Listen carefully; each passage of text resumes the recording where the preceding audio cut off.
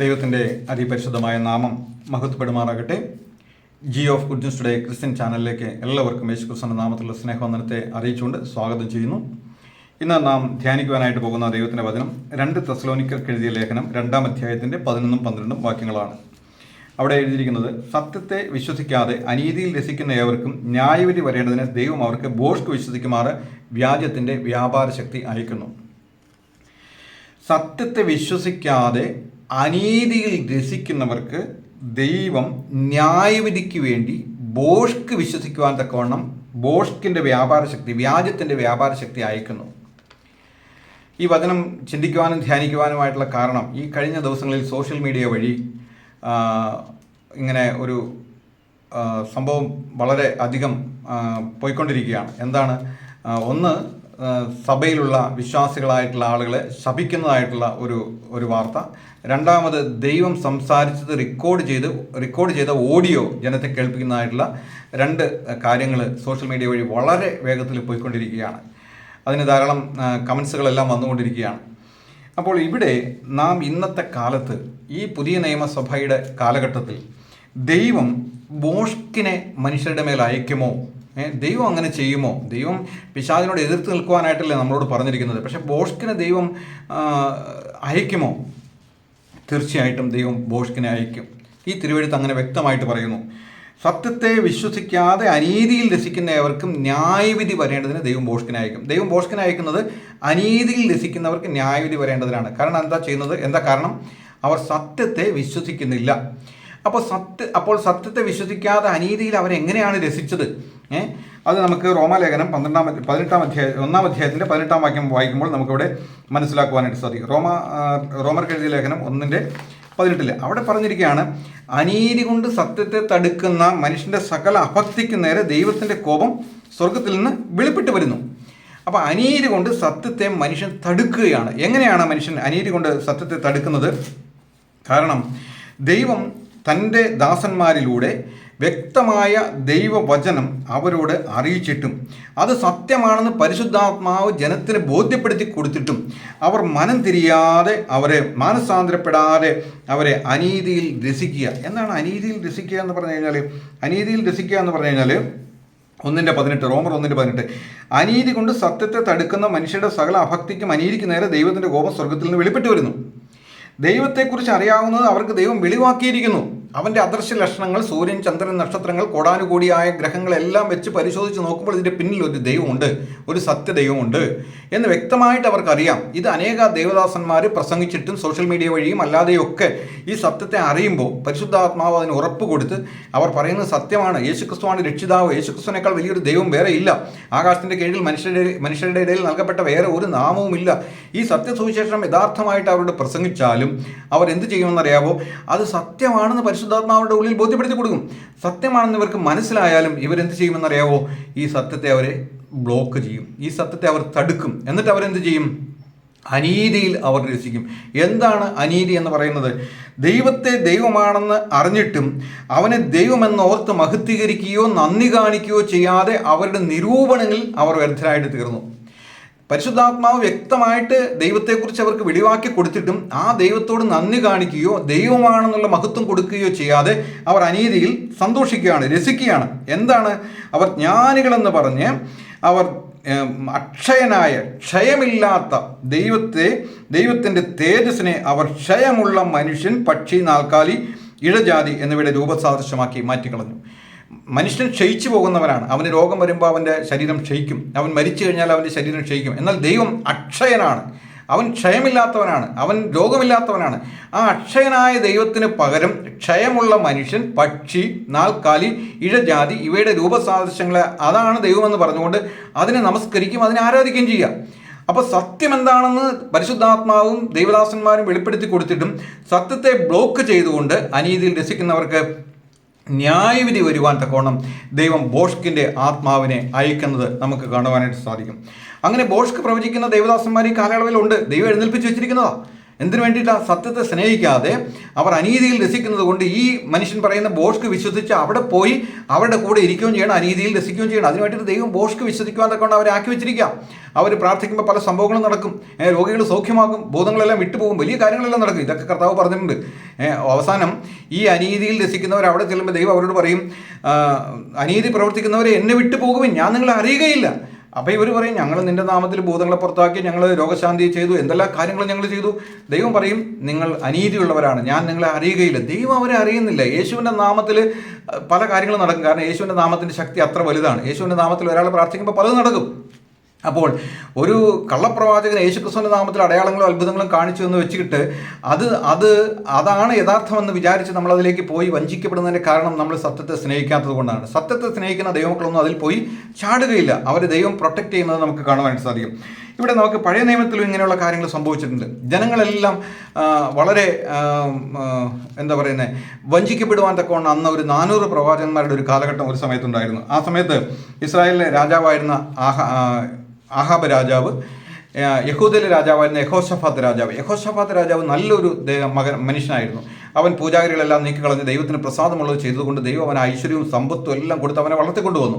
എന്നാൽ ആഹാബ് രാജാവ് നമുക്കറിയാം, അവൻ നാബോത്തിൻ്റെ മുന്തിരിത്തോട്ടം കൈവശപ്പെടുത്തുവാൻ വേണ്ടി അവൻ്റെ ഭാര്യ ദുഷ്ടയായിരുന്ന ഇസബേൽ നാബോത്തിനെ ഒരു ഉപവാസം എല്ലാം പ്രസിദ്ധം ചെയ്ത് അവനെ ആളുകൾ കള്ളസാക്ഷിക്കാരുടെ ഇടയിൽ വെച്ച് അവനെ കല്ലെറിഞ്ഞ് കൊന്ന് അവൻ്റെ മുന്തിരിത്തോട്ടം കൈവശമാക്കിയ ദുഷ്ടനായ ആഹാബ് രാജാവ്, അവൻ്റെ ഭാര്യ ഇസബേൽ, ആ ആഹാബ് രാജാവ് യഹോശഫാത്ത് രാജാവിനെ അവനെ വശീകരിക്കുന്നത് നമുക്ക് കാണുവാനായിട്ട് സാധിക്കും. എന്തൊക്കെയുണ്ട് വിശേഷങ്ങൾ? സുഖമായിരിക്കുന്നില്ല. വളരെ തന്ത്രപരമായിട്ട് അവനെ വശീകരിച്ച് അവനോട് പറയാണ്, അരാം സൈന്യത്തിൻ്റെ നേരെ യുദ്ധത്തിന് പുറപ്പെടുവാൻ നീ എൻ്റെ കൂടെ വരുമോ എന്ന് ചോദിക്കുകയാണ്. അത് ശരിക്കും ഭയങ്കരമായിട്ട് അവനെ വശീകരിച്ചു എന്ന് അവിടെ എഴുതിയിട്ടുണ്ട്. അവനെ വശീകരിച്ചു കൊണ്ടുപോവുക. അവൻ ശരിക്കും പോകേണ്ടതല്ല. എന്നാൽ ഈ വിശ്വസ്തനായ ദൈവത്തിൻ്റെ ഈ മനുഷ്യൻ, ഈ രാജാവ്, ഈ ദുഷ്ടനായ ആഹാബ് രാജാവിനോട് സംബന്ധം കൂടുവാനായിട്ട് പോയി.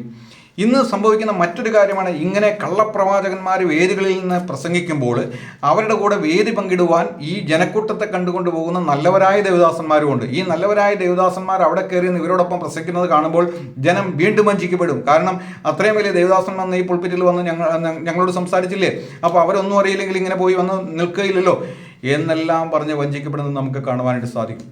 ഇവിടെ യഹോശഫാത്ത് രാജാവ് അവനെ ദൈവം മാനിച്ചു, അവനെ അനുഗ്രഹിച്ചു, അവനെ വലിയ ആശീർവാദങ്ങളെല്ലാം ദൈവം കൊടുത്തു, സമ്പത്തും അനുഗ്രഹങ്ങളെല്ലാം കൊടുത്തു. എന്നാൽ ആഹാബ് രാജാവ് അവനോട് സംബന്ധം കൂടുകയാണ്. അരാം രാജാവിന് എതിരെ യുദ്ധം ചെയ്യുവാനായിട്ട് നമുക്ക് പോകാമെന്ന് പറഞ്ഞ് അവനെ വിളിക്കുകയാണ്. 2 ദിനവൃത്താന്ത പുസ്തകം നമ്മൾ വായിക്കുമ്പോൾ അതിൻ്റെ 18-ാം അധ്യായത്തിൽ യഹോശഫാത്തിന് ധനവും മാനവും വളരെ ഉണ്ടായിരുന്നു. അവൻ ആഹാബിനോട് സംബന്ധം കൂടി. ചില സംവത്സരം കഴിഞ്ഞ ശേഷം അവൻ ശമരിയിൽ ആഹാബിൻ്റെ അടുക്കൽ ചെന്ന് ആഹാബ് അവനും കൂടെ ഉണ്ടായിരുന്ന ജനത്തിന് വേണ്ടി വളരെ ആടുകളെയും കാളകളെയും അറുത്തു.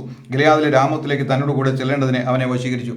ഒരു നല്ല ട്രീറ്റ് എല്ലാം കൊടുത്തു, നല്ല ഒരു സൽക്കാരമെല്ലാം കൊടുത്ത് ചില വർഷങ്ങൾ കൊണ്ട് ആഹാബ് രാജാവ് യഹോശഫാത്തിനെ വശീകരിച്ചു.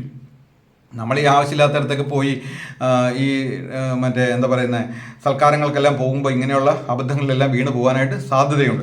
ഇവിടെ ആഹാബ് രാജാവ് അവനെ വശീകരിച്ചു കൊണ്ടുപോയി നല്ല ചില ട്രീറ്റെല്ലാം കൊടുത്തതിന് ശേഷം അവനെ വശീകരിച്ച് യുദ്ധത്തിനായിട്ട് വിളിക്കുകയാണ്. അപ്പോൾ ഇവൻ പറഞ്ഞു, യഹോശഫാത്ത് രാജാവ് പറഞ്ഞു, എൻ്റെ ജനവും നിൻ്റെ ജനവും ഒരുപോലെ തന്നെ, ഞാനും നീയും ഒരുമിച്ച് തന്നെയാണ് ഇരിക്കുന്നത്, അതുകൊണ്ട് യുദ്ധത്തിന് ഞാൻ പോരാമെന്ന് യഹോശഫാത്ത് രാജാവ് പറഞ്ഞു. യഹോശഫാത്ത് രാജാവ് വാസ്തവത്തിൽ ഈ ദുഷ്ടനായ ആഹാബ് രാജാവിൻ്റെ കൂടെ സംബന്ധം കൂടി യുദ്ധത്തിന് പോകുവാൻ പാടില്ലായിരുന്നു. അത് ദൈവഹിതത്തിൽപ്പെട്ട ഒരു കാര്യമല്ല. ഇവൻ നല്ലൊരു ദൈവ മനുഷ്യനാണ്. എന്നാൽ അവൻ ഇപ്പോൾ ഈ ദുഷ്ടനായ മനുഷ്യൻ്റെ കൂടെ യുദ്ധത്തിന് പുറപ്പെടുന്നത് നമുക്ക് കാണുവാനായിട്ട് സാധിക്കും. അങ്ങനെ അവിടെ യുദ്ധത്തിന് പുറപ്പെടുവാനായിട്ട് ചെന്ന് കഴിഞ്ഞപ്പോൾ ആഹാബ് രാജാവ് എന്നോട് യഹോശഫാത്ത് രാജാവ് ചോദിച്ചു, ഇവിടെ പ്രവാചകന്മാരില്ലേ, നമുക്ക് ദൈവത്തിൻ്റെ ആലോചന എന്താണെന്ന് അറിഞ്ഞിട്ട് യുദ്ധത്തിന് പുറപ്പെടാമെന്ന് പറഞ്ഞു. പിന്നെ ഇവിടെ പ്രവാചകന്മാരുണ്ടല്ലോ എന്ന് പറഞ്ഞു. പുള്ളി തീറ്റിപ്പോറ്റി പുള്ളിക്ക് ഗുണകരമായിട്ട് സംസാരിക്കുന്ന 400ഓളം പ്രവാചകന്മാർ അവിടെ ഉണ്ട്. ഈ 400 പ്രവാചകന്മാരും വന്ന് ഞങ്ങൾ ഇങ്ങനെ അരാമിലേക്ക് യുദ്ധത്തിന് ഗിലെയാദിലെ രാമോത്തിലേക്ക് യുദ്ധത്തിന് പോകുന്നത് ദൈവത്തിൻ്റെ ഹിതമാണോ എന്ന് അവനോട് ചോദിച്ചു. ഈ 400 പ്രവാചകന്മാരോടും ആഹാബ് രാജാവ് ചോദിക്കുകയാണ്, ഗിലെയാദിലെ രാമോത്തിലേക്ക് ഞങ്ങൾ യുദ്ധത്തിനായിട്ട് അരാം സൈന്യത്തിനെതിരെ യുദ്ധത്തിനായിട്ട് പോകുന്നത് ദൈവത്തിൻ്റെ അരുളപ്പാടുണ്ടോ, അതിന് ദൈവത്തിൻ്റെ അനുമതി ഉണ്ടോ എന്ന് ചോദിച്ചപ്പോൾ ഈ 400 പ്രവാചകന്മാരും ഒരേ സ്വരത്തിൽ പറഞ്ഞു, നിങ്ങൾ പോകുക, നിങ്ങൾ കൃതാർത്ഥരാകും, അവരെ നിങ്ങളുടെ കയ്യിൽ ദൈവം ഏൽപ്പിക്കുമെന്ന് ഈ 400 പ്രവാചകന്മാരും ഒരുമിച്ച് പറഞ്ഞു. യഹോശാഫാത്ത് രാജാവ് ദൈവമായിട്ട് കുറച്ച് കണക്ഷൻ ഉള്ളതുകൊണ്ടും പൂജാരികളെല്ലാം നീക്കിക്കളഞ്ഞതുകൊണ്ടും ഇവൻ്റെ ഉള്ളിൽ ഒരു സംശയം. കാരണം ഈ പ്രവാചകന്മാരെ ഒത്തു പറയുന്ന ഏതോ ഒരു പ്രവാചകൻ അങ്ങ് തുടങ്ങി പിന്നെ കൂടെ കൂടെ എല്ലാവരും പ്രവചിച്ച് പറയുകയാണ് ഉറപ്പായിട്ടും ദൈവം നമുക്കത് തരും, അത് ദൈവം അങ്ങനെ നമ്മളോട് അരുളി ചെയ്തിരിക്കുന്നു, നമ്മൾ കൃതാർത്ഥരാകും, അവരെ നമ്മൾ കീഴടക്കി കളയും എന്നെല്ലാം പറഞ്ഞു കഴിഞ്ഞപ്പോൾ യഹോശാഫാത്തിനൊരു സംശയം, ഇത് ശരി തന്നെയാണോ, എന്തോ ഒരു ഒരു ഒരു ഒരു ഒരു കുഴപ്പമുള്ളതുപോലെ അവന് ഫീൽ ചെയ്തു. അവൻ പറഞ്ഞു ഇനി ഇവിടെ പ്രവാചകന്മാരൊന്നുമില്ല, 400 പേര് ഒരുമിച്ച് പറഞ്ഞിട്ടും ഈ മനുഷ്യൻ വീണ്ടും ചോദിക്കുകയാണ് ഇനി ഇവിടെ പ്രവാചകന്മാരായിട്ട് ആരും ഇല്ലേ എന്ന് ചോദിച്ചു. അപ്പോൾ ആഹാവ് പറഞ്ഞു ഇനി ഒരുത്തനുണ്ട്, അവൻ എനിക്ക് ഗുണകരമായിട്ട് ഒന്നും സംസാരിക്കുകയില്ല, അവൻ ഇവിടെ ഇല്ല, അവനെ ഞാൻ ഇങ്ങനെ ട്രീറ്റ് ഒന്നും കൊടുത്ത് ഇവിടെ നിർത്തുന്നുമില്ല, അവൻ പുറത്താണ്, അവൻ ഇവിടെ ഇല്ല, അവൻ എനിക്ക് ഗുണകരമായിട്ട് ഇതുവരെ ഒന്നും സംസാരിച്ചിട്ടില്ല, അതുകൊണ്ട് എനിക്ക് വേണ്ട എന്ന് പറഞ്ഞു. യഹോശാഫാത്ത് പറഞ്ഞു അങ്ങനെ പറയില്ലേ, അവനെ വിളിപ്പിക്കേ, അവൻ്റെ ആലോചനയെ കൂടി നമുക്ക് കേൾക്കാമെന്ന് പറഞ്ഞു. അങ്ങനെ അവനെ വിളിക്കുവാനായിട്ട് ദൂതനെ അയച്ചു. ആ പ്രവാചകൻ്റെ പേര് മീഖായാവ് എന്നാണ്. അങ്ങനെ മീഖായാവിനെ വിളിക്കുവാനായിട്ട് ദൂതനെ അയച്ചു. ദൂതൻ ചെന്നിട്ട് മീഖായാവിനോട് പറഞ്ഞു അതെ കേട്ടോളണം, 400 പ്രവാചകന്മാരും രാജാവ് യുദ്ധത്തിന് പോകുവാനായിട്ട് സമ്മതിച്ചിരിക്കുന്നു, ഒരുപോലെ സംസാരിച്ചിരിക്കുന്നു. അവർ പറഞ്ഞു ദൈവം നിങ്ങളുടെ കയ്യിൽ ഈ രാജ്യത്തെ ഏൽപ്പിക്കും, നിങ്ങൾ അരാം സൈന്യത്തെ തോൽപ്പിക്കും, നിങ്ങൾ പോയി യുദ്ധം ചെയ്യുവാനായിട്ട് അവർ ഒരുമിച്ച് പറഞ്ഞിരിക്കുന്നു, നിന്റെ വാക്കും അതുപോലെ അവർക്ക് അവരോടൊത്തതായിരിക്കണം എന്ന് പറഞ്ഞു. അപ്പം മീഖായാവ് പറഞ്ഞു യഹോവയാണ് എൻ്റെ ദൈവം അരുളി ചെയ്യുന്നത് ഞാൻ പ്രസ്താവിക്കും എന്ന് പറഞ്ഞിട്ട് ഈ ദൂതൻ്റെ കൂടെ അങ്ങോട്ട് പോവുകയാണ്. അവിടെ ചെന്നപ്പോൾ മീഖായാവ് വന്ന ഉടനെ അഹാബ് രാജാവ് ചോദിച്ചു ഞങ്ങളിങ്ങനെ യുദ്ധത്തിന് പുറപ്പെടുവാനായിട്ട് യഹോശാഫാത്ത് രാജാവുമായിട്ട് പോകാനായിട്ട് തീരുമാനിച്ചിരിക്കുക, എന്താണ് ദൈവത്തിൻ്റെ ആലോചന നിനക്ക് പറയുവാനുള്ളത് എന്ന് ചോദിച്ചു. ഉടനെ മീഖായാവ് പറഞ്ഞു തീർച്ചയായിട്ടും നിങ്ങൾ പുറപ്പെടുവിൻ, നിങ്ങൾ കൃതാർത്ഥനാകും, നിങ്ങൾക്ക് അവരെ നിങ്ങൾക്ക് കീഴ്പ്പെടുത്തുവാൻ സാധിക്കുമെന്ന് പറഞ്ഞു. ഇത് പണ്ട് ബിലയാം മറ്റേ ഇസ്രായേൽ ജനത്തെ ശപിക്കുവാനായിട്ട് ആഹാബ് രാജാവ് കുറേ ആളുകളെയും സമ്മാനങ്ങളെല്ലാം കൊടുത്തയച്ചു കഴിഞ്ഞപ്പോൾ ദൈവത്തിൻ്റെ അടുക്കൽ ഇവൻ പോയി ആലോചന ചോദിച്ചു, ഇങ്ങനെ ഇസ്രായേൽ ജനത്തെ ശപിക്കുവാനായിട്ട് എന്നെ അവർ വിളിക്കുന്നുണ്ട്, ബാലാക്ക് വിളിക്കുന്നുണ്ട്, അതുകൊണ്ട് ഞാൻ അവരുടെ കൂടെ പോകട്ടെ എന്ന് ചോദിച്ചു. കാരണം ഈ സമ്മാനത്തിൻ്റെ വലിപ്പവും ഇവരുടെ പ്രശസ്തരായിട്ടുള്ള ആളുകളുടെ ഇതെല്ലാം കണ്ടു കഴിഞ്ഞപ്പോൾ അതിന് തയ്യാറെടുത്ത് ഇവൻ ദൈവം എന്ത് പറയുന്നു എന്ന് ചോദിക്കട്ടെ എന്ന് പറഞ്ഞ് അകത്ത് കയറിയിരുന്നപ്പോൾ ദൈവം പറഞ്ഞു നീ പോകരുത്, നീ അവരുടെ കൂടെ പോകരുത് എന്ന് പറഞ്ഞു. അങ്ങനെ പറഞ്ഞയച്ചു. അപ്പോൾ അതിനേക്കാൾ പ്രമുഖരായിട്ടുള്ള ചില ആളുകളെ വീണ്ടും അയച്ചിട്ട് കുറച്ചുകൂടെ സമ്മാനങ്ങളെല്ലാം കൊടുത്ത് ബാലാക്ക് വീണ്ടും ബിലയാമിൻ്റെ അടുക്കൽ ആളയച്ചു. അപ്പോൾ ബിലയാമിന് ഉത്തരം എന്താ പറയേണ്ടത് ശരിക്കും, ഇല്ല ഞാൻ വരികയില്ല, ദൈവനോട് പോകരുതെന്നാണ് പറഞ്ഞിരിക്കുന്നതെന്ന് പറഞ്ഞു. ഉടനെ ഇവൻ അകത്ത് കയറി ഞാൻ ഒന്നുകൂടെ പ്രാർത്ഥിക്കണമെന്ന് പറഞ്ഞ് അകത്ത് കയറി കഴിഞ്ഞപ്പോൾ ദൈവം പറഞ്ഞു നീ പൊക്കോളാൻ പറഞ്ഞു. ചില ദൈവ ഭൃത്യന്മാരോട് ആ വഴിക്ക് പോകരുതെന്ന് പറഞ്ഞാലും പിന്നെ അവരുടെ സ്വന്തം ഇഷ്ടത്തിന് പണത്തെ നോക്കി സമ്മാനങ്ങളെ നോക്കി അവർ പുറപ്പെടുന്നത് നമുക്ക് കാണുവാനായിട്ട് സാധിക്കും. ഇവിടെ ശരിക്കും ബിലയാമിനോട് പറഞ്ഞതാണ് പോകരുത്, പിന്നെ അവൻ പോണ വഴിക്ക് കഴുത വഴിയിൽ കിടന്നു, അവനെ 2 വശത്തേക്ക് ഞെരുക്കി ദൂതൻ വാളുമായിട്ട് അവനെ കൊല്ലുവാൻ നിന്നു, എന്നിട്ടും അവൻ പോയി. അവസാനം അവൻ എങ്ങനെയാണ് മരിച്ചതെന്ന് നമുക്കറിയാം. ഒരു ദൈവഭൃത്യനായിരിക്കുന്ന ഒരു നല്ല പ്രവാചകനെ പോലെ മരിക്കുവാനായിട്ട് അവന് കഴിഞ്ഞില്ല. ഒരു കള്ളപ്രവാചകനായിട്ട് ഇന്ന് പുസ്തകത്തിൽ അവനെക്കുറിച്ച് രേഖപ്പെടുത്തിയിരിക്കുന്നു, ബൈബിളിൽ അവനെക്കുറിച്ച് രേഖപ്പെടുത്തിയിരിക്കുന്നു. കൂലിക്ക് വാങ്ങി പ്രവചനം നടത്തിയ കള്ളപ്രവാചകനായിട്ട് ബിലയാമിനെക്കുറിച്ച് രേഖപ്പെടുത്തിയിരിക്കുന്നു. ഇവിടെ ഈ 400 പ്രവാചകന്മാരും ഇങ്ങനെ പറഞ്ഞപ്പോൾ മീഖായാവ് പറയുകയാണ് നിങ്ങൾ ആദ്യം പോകാനായിട്ട് പറഞ്ഞു. അപ്പോൾ അങ്ങനെ പറയുമ്പോൾ അതിനകത്തൊരു ശരിയായ രീതിയിലല്ല പുള്ളി പറഞ്ഞതെന്ന് മനസ്സിലാക്കിയപ്പോൾ അഹാബ് രാജാവ് പറഞ്ഞു യഹോവയുടെ നാമത്തിലുള്ള അരുളപ്പാട് നീ അറിയിക്കേ, നിന്നോട് ഞാൻ പറഞ്ഞിട്ടില്ലേ, എത്ര പ്രാവശ്യം നിന്നോട് ഞാൻ പറഞ്ഞിരിക്കുന്നു, നീ കൃത്യമായിട്ട് ദൈവത്തിൻ്റെ ആലോചന എന്നോട് അറിയിക്കുവാനായിട്ട് ആഹാബിനോട് പറയും. മീഖാവ് ഉടനെ പറഞ്ഞു നിങ്ങൾ പുറപ്പെടുവിൻ, കൃതാർത്ഥരാകും, അവർ നിങ്ങളുടെ കയ്യിൽ ഏൽപ്പിക്കപ്പെടുമെന്ന് പറഞ്ഞു. ഉടനെ രാജാവ് അവനോട് നീ യഹോവയുടെ നാമത്തിൽ സത്യമല്ലാതെ യാതൊന്നും എന്നോട് പറയുന്നത് എത്ര പ്രാവശ്യം സത്യം ചെയ്ത് പറയണം എന്ന് ചോദിച്ചു. അപ്പോൾ പിന്നെ മീഖായാവ് പറയുന്ന ചില കാര്യങ്ങൾ നമുക്കൊന്ന് വായിച്ചു നോക്കാം. 2 ദിനവൃത്താന്തം 18-16 മുതൽ ഉള്ള വാക്യങ്ങൾ. അതിൻ്റെ 15-ാമത്തെ വാക്യത്തിൽ നീ യഹോവയുടെ നാമത്തിൽ സത്യമല്ലാതെ യാതൊന്നും എന്നോട് പറയരുതെന്ന് എത്ര പ്രാവശ്യം ഞാൻ നിന്നോട് സത്യം ചെയ്ത് പറയണമെന്ന് ചോദിച്ചു. അതിന് അവൻ ഇടയനില്ലാത്ത ആടുകളെപ്പോലെ ഇസ്രായേലൊക്കെയും പർവ്വതങ്ങളിൽ ചെതറിയിരിക്കുന്നത് ഞാൻ കണ്ടു. അപ്പോൾ യഹോവ ഇവർക്ക് നാഥനില്ല, ഇവർ ഓരോരുത്തരും താന്താൻ്റെ വീട്ടിലേക്ക് സമാധാനത്തോടെ മടങ്ങിപ്പോകട്ടെ എന്ന് കൽപ്പിച്ചു എന്ന് പറഞ്ഞു. അപ്പോൾ ഇസ്രായേൽ രാജാവ് യഹോശാഫാത്തിനോട് ഇവൻ എന്നെക്കുറിച്ച് ദോഷമല്ലാതെ ഗുണം പ്രവചിക്കുകയില്ലെന്ന് ഞാൻ നിന്നോട് പറഞ്ഞില്ലയോ എന്ന് പറഞ്ഞു. അതിന് അവൻ പറഞ്ഞത് എന്നാൽ യഹോവയുടെ വചനം കേട്ടുകൊള്ളുവിൻ, യഹോവ തൻ്റെ സിംഹാസനത്തിൽ ഇരിക്കുന്നതും സ്വർഗത്തിലെ സൈന്യമെല്ലാം അവൻ്റെ ഇടത്തും വലത്തും നിൽക്കുന്നതും ഞാൻ കണ്ടു. ഇസ്രായേൽ രാജാവായ ആഹാബ് ചെന്ന് ഗിലെയാദിലെ രാമോത്തിൽ പട്ടുപോകേണ്ടതിന് അവനെ ആര് വശീകരിക്കപ്പെടുന്നു യഹോവ എന്ന് ചോദിച്ചതിന് ഒരുത്തൻ ഇങ്ങനെയും ഒരുത്തൻ അങ്ങനെയും പറഞ്ഞു. അപ്പോൾ ഒരു ആത്മാവ് മുന്നോട്ട് വന്ന് യഹോവയുടെ സന്നിധിയിൽ നിന്നു ഞാൻ അവനെ വശീകരിക്കും എന്ന് പറഞ്ഞു. യഹോവ അവനോട് ഏതിനാൽ എന്ന് ചോദിച്ചു. അതിനവൻ ഞാൻ ചെന്ന് അവൻ്റെ സകല പ്രവാചകന്മാരുടെയും വായിൽ ബോഷ്കിൻ്റെ ആത്മാവായിരിക്കും എന്ന് പറഞ്ഞു. നീ അവനെ വശീകരിക്കും, നിനക്ക് സാധിക്കും, നീ ചെന്ന് അങ്ങനെ ചെയ്യുക എന്ന് അവൻ കൽപ്പിച്ചു. ആകയാൽ ഇതാ യഹോവ ഭോഷ്കിൻ്റെ ആത്മാവിനെ നിന്റെ ഈ പ്രവാചകന്മാരുടെ വായിൽ കൊടുത്തിരിക്കുന്നു. യഹോവ നിന്നെക്കുറിച്ച് അനർത്ഥം കൽപ്പിച്ചിരിക്കുന്നു. ഈ ആഹാബിനെ പുറത്തേക്ക് ഇറക്കിക്കൊണ്ടുപോയി കൊല്ലുവാൻ തന്നെ ദൈവം തീരുമാനിച്ചിട്ട് ദൈവം അവിടുന്ന് ഭോഷ്കിൻ്റെ ആത്മാവിനെ 400 പ്രവാചകന്മാരുടെ വായിൽ കൊടുത്തിരിക്കുക. അവർ പ്രവചിക്കുന്നതെല്ലാം വ്യാജമാണ്. എന്നിട്ടും ജനം വഞ്ചിക്കപ്പെടുന്നതിൻ്റെ കാരണം നമ്മൾ ആമുഖത്തിൽ കേട്ടല്ലോ.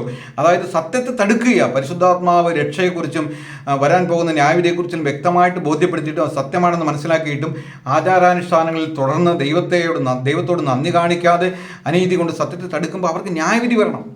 ആഹാബിനൊരു ന്യായവിധി വരേണ്ട ആവശ്യമുണ്ട്. അതുകൊണ്ടാണ് ദൈവം 400 പ്രവാചകന്മാരുടെ വായിൽ ഭോഷ്കിൻ്റെ ആത്മാവിനെ കൊടുത്തത്. എന്നിട്ട് മീഖായാവ് ഈ സത്യം പറഞ്ഞു കഴിഞ്ഞപ്പോൾ അവിടെ ഇരുന്ന കെനയുടെ മകനായ സിദെക്കിയാവ് അടുത്ത് ചെന്ന് മീഖായാവ് ചെകിട്ട് തടിച്ചു. എന്നെ വിട്ട് ദൈവത്തിൻ്റെ ആത്മാവ് ഏത് വഴിയാണ് നിൻ്റെ അടുക്കൽ വന്നതെന്ന് ചോദിച്ചു. ഇങ്ങനെയുള്ള കള്ളപ്രവാചകന്മാർ ഇതൊക്കെ ചെയ്യും. അവരിതിനൊന്നും മടിക്കില്ല. യഥാർത്ഥ പ്രവാചകന്മാരുടെ നേരെ അവരെന്നും നിലനിൽക്കും. അവരെ അടിക്കാനും അവനെ കൊല്ലുവാനും എല്ലാം മുതിരും. 400 പ്രവാചകന്മാർ ഭോഷ്കിൻ്റെ ആത്മാവിനെ പ്രവചിച്ചു കൊണ്ടിരിക്കുമ്പോൾ ഒരു സത്യപ്രവാചകൻ മിഖായാവ് അവൻ നിന്നിട്ട് പറഞ്ഞു, ഇടയനില്ലാത്ത ആടുകളെ പോലെ ഇസ്രായേൽ ജനം ചെതറിയിരിക്കുന്നത് ഞാൻ കണ്ടു.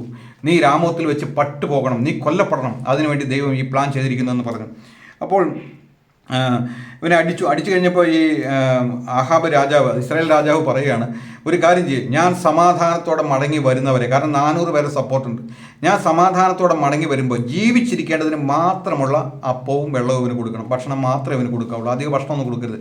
ഞാൻ പോയി മടങ്ങി വന്നിട്ട് ബാക്കിയുള്ള കാര്യങ്ങൾ ചെയ്യാമെന്ന് പറഞ്ഞ് ഇസ്രായേൽ രാജാവ് യഹോശാഫാത്തിനെ യുദ്ധത്തിന് വിളിക്കുകയാണ്.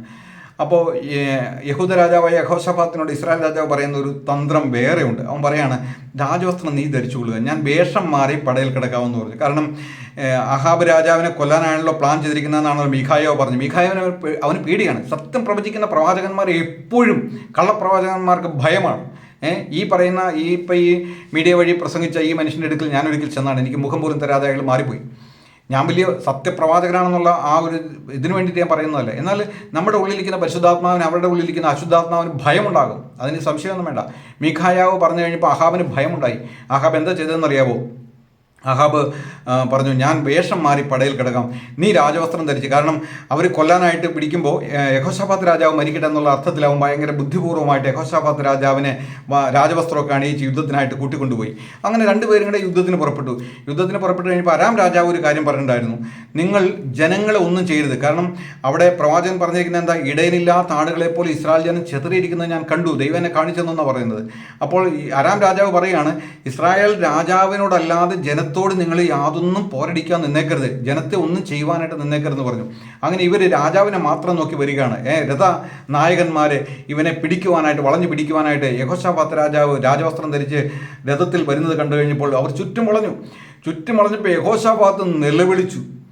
അപ്പോൾ ദൈവം അവന് സഹായം ചെയ്തു. കാരണം ഈ ദുഷ്ടൻ്റെ കൂടെ ഇറങ്ങി പുറപ്പെടേണ്ട യാതൊരു കാര്യമില്ല. ഇപ്പോൾ ജീവനും മരണത്തിനിടയിൽ വന്നു കഴിഞ്ഞപ്പോൾ അവൻ ദൈവത്തോട് നിലവിളിച്ചു, കർത്താവേ രക്ഷിക്കണം, ഞാൻ പെട്ടുപോയി എന്ന് പറഞ്ഞ് നിലവിളിച്ച് കഴിഞ്ഞപ്പോൾ ദൈവം അവന് സഹായം ചെയ്ത് അവരടുത്ത് വന്നു കഴിഞ്ഞപ്പോൾ അവർക്ക് മനസ്സിലായി, ഇത് അവൻ പറഞ്ഞിട്ടുണ്ടാവും, അയ്യോ ഞാൻ ഇസ്രായേൽ രാജാവല്ല, ഞാൻ യഹൂദ രാജാവാണ്, ഞാൻ ഇസ്രായേൽ രാജാവല്ല എന്ന് അവൻ വ്യക്തമായിട്ട് പറഞ്ഞിട്ടുണ്ടാവും. അപ്പോൾ അവർ അവനെ വിട്ടുമാറിപ്പോയി. വിട്ടുമാറിപ്പോയെങ്കിലും ദൈവത്തിൻ്റെ വചനം നിവൃത്തിയാകണമല്ലോ, ന്യായവിധി നടപ്പാകണമല്ലോ, അനീതി കൊണ്ട് സത്യത്തെ തടുക്കുന്നവർക്ക് ന്യായവിധി വരണമല്ലോ. ആ ന്യായവിധി വരേണ്ടതിനായിട്ട് ഒരുത്തൻ എതിർച്ചയാ ഒരമ്പെടുത്തിട്ട് അവൻ അബദ്ധത്തിൽ പറ്റിയതാ, അവൻ അമ്പെടുത്ത് ചെയ്തു, നേരെ ആഹാബ് രാജാവിൻ്റെ ചങ്കിൽ വന്ന് തറച്ച് അവൻ രഥത്തിൽ വീണ്, വൈകുന്നേരമായപ്പോൾ സന്ധ്യയായപ്പോൾ അവൻ രഥത്തിൽ വീണ് മരിച്ചുപോയി. ഇത് വേറൊരു പ്രവചന നിവൃത്തിയും കൂടിയാണ്. നാബോത്തിൻ്റെ രക്തം പട്ടി നക്കിയെടുത്ത് നിന്റെ രക്തവും നക്കിയെടുത്ത്, ഇവൻ്റെ ഈ രക്തത്തിൽ രക്തം വീണിട്ട് ആ രക്തം കഴുകാൻ കൊണ്ടുപോയി ഇപ്പോൾ നായ്ക്കൾ അവൻ്റെ രക്തം നക്കി. ദൈവവചനത്തിന് യാതൊരു മാറ്റവുമില്ല. ദൈവം ന്യായവിധിയുടെ ദൈവമാണ്, ദൈവം നീതിയുടെയും ദൈവമാണ്. അപ്പോൾ അനീതി കൊണ്ട് സത്യത്തെ തടുക്കുന്ന അനേക മനുഷ്യരുണ്ട്. അവർക്ക് ഇന്നത്തെ പ്രവചന ദൂത് ഇതാണ്, നിങ്ങൾ മാനസാന്തരപ്പെടുക, നിങ്ങൾ മനം തിരിയുക, നിങ്ങളുടെ ആചാരങ്ങളെ വിട്ട് വിഗ്രഹങ്ങളെ വിട്ട് യേശുക്രിസ്തുവിലേക്ക് വരിക എന്ന് തിരുവെഴുത്ത് നമ്മളോട് വ്യക്തമായിട്ട് ബുദ്ധി ഉപദേശിക്കുന്നു. ഈ മീഡിയ വഴി ഇപ്പോൾ ഈ പ്രവചനം നടത്തിയ മനുഷ്യൻ ഒരു മന്ത്രിയെ വിശ്വാസത്തിലേക്ക് കൊണ്ടുവന്നു. മന്ത്രിയാണെങ്കിൽ ഒന്നുമല്ലാത്തൊരു പരുവത്തിലാണ്. യേശുവാണ് ദൈവമെന്ന് അദ്ദേഹം പറയുകയും ചെയ്യും. ബാക്കിയുള്ള പൂജയും മന്ത്രവും വഴിപാടും എല്ലാം ആയിട്ട് അദ്ദേഹം നടക്കുകയും ചെയ്യും. അപ്പോൾ എന്താ പറയുന്നത്, ചെകുത്താനും കടലിനിടക്കെന്നൊക്കെ പറയുന്ന പോലെ ഇരട്ടി നരകത്തിന് യോഗ്യനാക്കി അദ്ദേഹത്തെ തീർത്തിരിക്കുക. അദ്ദേഹം സത്യദൈവത്തിലേക്ക് വന്നു എന്ന് ചോദിച്ചാൽ വന്നു, പക്ഷേ തിരിച്ചെവിടെയാണ് പോയിരിക്കുന്നത്? അദ്ദേഹം ദൈവത്തിൻ്റെ കൂടെ ഇല്ല. അദ്ദേഹം കർത്താവിനുള്ളവനായിരുന്നെങ്കിൽ യേശുവിൻ്റെ കൂടെ ഉണ്ടാകുമായിരുന്നു. അദ്ദേഹം യേശുവിൻ്റെ കൂടെ ഇല്ല. യേശു ദൈവമാണെന്നൊക്കെ പറയും. യേശു ദൈവമാണെന്ന് അദ്ദേഹത്തിന് മാത്രം സർട്ടിഫിക്കറ്റ് അല്ല, പിശാചും പറയും. യഥാർത്ഥ ദൈവം ആരാണെന്ന് പിശാചും പറയും. അപ്പോൾ യേശു ദൈവമാണെന്ന് പറഞ്ഞുകൊണ്ട് കാര്യമില്ലല്ലോ, പ്രവൃത്തികളാൽ അത് വെളിപ്പെടണമല്ലോ. അവനൊരു സഭയുടെ ഭാഗമായി തീരുകയോ അല്ലെങ്കിൽ യഥാർത്ഥ ദൈവമക്കളോട് ചേർന്ന് പ്രവർത്തിക്കുകയോ ഒന്നും ചെയ്യുന്നില്ല. ദൈവവചനത്തെ ഉദ്ഘോഷിക്കുന്നില്ല. അവനെവിടെയാണ് നിൽക്കുന്നത്? അദ്ദേഹം മന്ത്രിയാണ്. പക്ഷേ ഈ പറയുന്ന, ഈ മീഡിയ വഴി പ്രചരിപ്പിക്കുന്ന ഈ കള്ളപ്രവാചകന്റെ വചനം കേട്ട് അവനൊരു മന്ത്രി, അവൻ യേശുവിനെ ദൈവമാണെന്ന് വിശ്വസിക്കുന്നു. എന്നാൽ സത്യത്തെ തടുത്തുകൊണ്ട് അനീതിയിൽ രസിക്കുന്നത് നമുക്ക് കാണുവാനായിട്ട് സാധിക്കും. ഇതൊക്കെ വഞ്ചിക്കപ്പെടുവാൻ വേണ്ടിയിട്ട് ദൈവം ചെയ്യുന്ന ചില പ്രവർത്തികളാണ് എന്ന് നമുക്ക് മനസ്സിലാക്കുവാനായിട്ട് സാധിക്കും. ഇങ്ങനെയുള്ള കള്ളപ്രവാചകന്മാർ അവരുടെ കീഴെ പോയിട്ട് തലയിൽ കൈവച്ച് പ്രാർത്ഥിക്കുമ്പോൾ ആ വ്യാജത്തിൻ്റെ ആത്മാവ് മനുഷ്യരുടെ ഉള്ളിലേക്ക് കടന്നു വരും. ആ ബോഷ്കിൻ്റെ ആത്മാവ് അവരുടെ അടുക്കിലേക്ക് കടന്നു വരും. യഥാർത്ഥ അഭിഷേകമുള്ള ആളുകൾ അറിയാതെ പോയി അതിനകത്ത് ചെന്ന് തലവെച്ച് കൊടുത്താൽ അവരെ അത് ബാധിക്കാനായിട്ട് പോകുന്നില്ല. അറിയാതെ പോകുന്ന അനേക ജനങ്ങളുണ്ട്. സാധുക്കളായ ഇടം കൈയും വലം കൈയും തിരിച്ചറിയാത്തതെന്ന് ദൈവം പറഞ്ഞതുപോലെ ഇപ്പോഴും പരമാർത്ഥം എന്താണെന്ന് തിരിച്ചറിയാത്ത അനേക വിശ്വാസികളുണ്ട്. പരമാർത്ഥം അറിയാതെ, സത്യത്തെ അറിയാതെ, തിരിച്ചറിവില്ലാതെ നടക്കുന്ന അനേക ശിശുക്കളായിരിക്കുന്ന അനേക വിശ്വാസികളുണ്ട്. അവരിങ്ങനെയുള്ളവരുടെ അടുക്കലെല്ലാം പോയി ഈ വ്യാജമായ അത്ഭുതങ്ങളും അടയാളങ്ങളും എല്ലാം കാണുമ്പോൾ അവരുടെ കൈയുടെ കീഴെ തലവെച്ച് കൊടുക്കും. അതിനുള്ള ഇവർക്ക് അഭിഷേകം ലഭിച്ച യഥാർത്ഥ വിശ്വാസികൾക്ക് അത് ബാധിക്കില്ല. എന്നാൽ അല്ലാത്തവർക്കെല്ലാം വീണ്ടും ഒരു വ്യാജത്തിൻ്റെ വ്യാപാരം അവരുടെ ഉള്ളിൽ വരികയും അവർ അതിന് അനുകൂലമായിട്ട് നിന്ന് പ്രവർത്തിക്കുകയും ചെയ്യുന്നത് നമുക്ക് കാണുവാനായിട്ട് സാധിക്കും. ഇനി സംഭവിക്കാൻ പോകുന്ന കാര്യം, ഇപ്പോൾ ഈ സോഷ്യൽ മീഡിയ വഴി പ്രചരിപ്പിക്കുന്ന ഈ മനുഷ്യൻ ഇനി അവിടെ വലിയ അയാളുടെ പ്രൊട്ടക്ഷന് വേണ്ടിയിട്ട് അയാൾ ഗുണ്ടകളെ വെക്കും എന്നുള്ള കാര്യത്തിന് യാതൊരു സംശയവും വേണ്ട. കാരണം ഇതൊക്കെ ഒരു വ്യാജത്തിൻ്റെ വ്യാപാരമാണ്. ഇതൊക്കെ ഒരു ബോഷ്കിൻ്റെ ആത്മാവാണ്. അനീതി കൊണ്ട് സത്യത്തെ തടുക്കുന്ന എല്ലാവർക്കും നേരെ ദൈവത്തിൻ്റെ കോപം സ്വർഗത്തിൽ നിന്ന് വെളിപ്പെട്ട് വരുന്നു. ദൈവം അവർ ഒരു വ്യാജം വിശ്വസിക്കുവാൻ തക്കവണ്ണം ബോഷ്കിൻ്റെ ആത്മാവിനെ അയച്ച് ചില പ്രവാചകന്മാരെ വെച്ചിരിക്കുക. എന്നാൽ യഥാർത്ഥ പ്രവാചകന്മാർക്ക് ഇന്ന് എന്താ പറയുന്നത്, അവർക്ക് വലിയ ഡിമാൻഡുകളില്ല, അല്ലെങ്കിൽ അവരെ ജനം അംഗീകരിക്കുന്നില്ല. പുൾപിറ്റിൽ നടന്ന വലിയ എന്താ പറയുന്നത്, മേക്കപ്പ് എല്ലാം ചെയ്ത് വളരെ കോട്ടും സൂട്ടും എല്ലാം ഇട്ട്, വളരെ കോട്ടും സൂട്ടും ഇടുന്നതിനൊന്നും ഞാൻ എതിരല്ല. പക്ഷേ അങ്ങനെയെല്ലാം ചെയ്യുന്ന ആളുകളെയാണ് എല്ലാവർക്കും ഇഷ്ടം. അതൊരു വ്യാജ പ്രവചനമാണെന്ന് തിരിച്ചറിയുവാൻ ജനത്തിന് കഴിയുന്നില്ല. കർത്താവ് പറഞ്ഞു, ദൈവവചനത്തിൽ പറയുന്നുണ്ട്, സാത്താൻ താനും വെളിച്ച ദൂതൻ്റെ വേഷത്തിൽ വരും. അവരുടെ മനോഹാരിതയും അവരുടെ പുൾപിറ്റും അവരുടെ ഓഡിറ്റോറിയം എല്ലാം കണ്ട് മനം മയങ്ങി ഇവിടെ ദൈവം ഇല്ലെങ്കിൽ ഇങ്ങനെയെല്ലാം നടക്കുമോ എന്ന് വിചാരിച്ചുകൊണ്ട് പോയി ഇതിനുള്ളിൽ ചെന്ന് കുടുങ്ങിപ്പോകുന്ന അനേകം മനുഷ്യരെ നമുക്ക് കാണുവാനായിട്ട് സാധിക്കും. എന്നെ കേൾക്കുന്ന പ്രിയ ദൈവത്തിൻ്റെ മകനെ, മകളെ, നമ്മളെക്കുറിച്ച് ദൈവത്തിന് ഒരു ഉദ്ദേശമുണ്ട്. ഈ വ്യാജത്തിൻ്റെ പിന്നാലെ പോകാതെ, ഈ ബോഷ്കിൻ്റെ പിന്നാലെ പോകാതെ, ഏകസത്യ ദൈവമായ യേശുക്രിസ്തുവിനെ വിശ്വസിക്കുകയും അവനിൽ ആശ്രയിക്കുകയും അവൻ്റെ നാമത്തിൻ്റെ മഹത്വത്തിന് വേണ്ടി തലമുറയിൽ കഷ്ടത അനുഭവിച്ചുകൊണ്ട് നിൽക്കേണ്ടി വന്നാൽ നിൽക്കുവാൻ തക്കവണ്ണം ദൈവം നമ്മെക്കുറിച്ച് ആഗ്രഹിക്കുന്നു. ഈ വലിയ കൂട്ടത്തോട് ചേർന്ന് നാം വഞ്ചിക്കപ്പെടുവാനിടയാകാതെ. കർത്താവ് പറഞ്ഞു, ജീവനിലേക്കുള്ള വഴി ഇടുക്കവും ഞെരുക്കമുള്ളതാണ്. നാം ഓരോ പ്രാവശ്യവും ജീവനിലേക്ക് പോകും തോറും ഇടുക്കവും ഞെരുക്കമുള്ളതായിട്ട് നമ്മുടെ വഴി തീരുന്നു. അത് കൂടെ അത് മുന്നോട്ട് പോകുന്തോറും ഇടുക്കവും ഞെരുക്കമാണ്. പക്ഷെ നാം ജീവനിലേക്കാണ് പോയിക്കൊണ്ടിരിക്കുന്നത്. എന്നാൽ നാശത്തിലേക്കുള്ള വഴി വിശാലമാണ്. അതിലൂടെ കടന്നു പോകുന്നത് ലക്ഷക്കണക്കിന് കോടിക്കണക്കിന് ആളുകളാണ്, അനേകരാണെന്ന് ബൈബിൾ പറയുന്നു. അപ്പോൾ ഈ നാശത്തിലേക്ക് പോകുന്നവരുടെ കൂട്ടത്തിൽ അകപ്പെടാതെ ജീവനിലേക്ക് പോകുന്നവരുടെ കൂട്ടത്തിൽ കുറച്ചേ ഉള്ളൂ, അല്പമേ ഉള്ളൂ. എങ്കിലും ഈ ഞെരുക്കവും ഈ കഷ്ടമുള്ള വഴിയിലൂടെ നമ്മുടെ കർത്താവിൻ്റെ അടുക്കിലേക്ക് പോകാൻ തക്കോണം ഇന്നത്തെ വചന കേൾവി നമുക്ക് മുഖാന്തരമായി തീരട്ടെ. വെളിപ്പാട് പുസ്തകം 14-ാം അധ്യായത്തിൻ്റെ 5-ാം വാക്യത്തിൽ പറയുന്ന പോലെ, ബോഷ്ക്ക് അവരുടെ വായിൽ ഉണ്ടായിരുന്നില്ല, അവർ കളങ്കമില്ലാത്തവർ തന്നെ. കളങ്കമില്ലാതെ യേശു കർത്താവിൻ്റെ മധ്യാകാശ വരവെങ്കിൽ എടുക്കപ്പെടുവാൻ തക്കോണം, കളങ്കമില്ലാതെ മാലിന്യമില്ലാതെ ഈ തലമുറയിൽ ജീവിക്കുവാൻ തക്കോണം ദൈവത്തിൻ്റെ പരിശുദ്ധാത്മാവ് നമ്മെ ഓരോരുത്തരെയും സഹായിക്കട്ടെ. അവൻ്റെ വലിയ നാമം ഇന്നും എന്നേക്കും വാഴ്ത്തപ്പെടുമാറാകട്ടെ. ആമേൻ, ആമേൻ.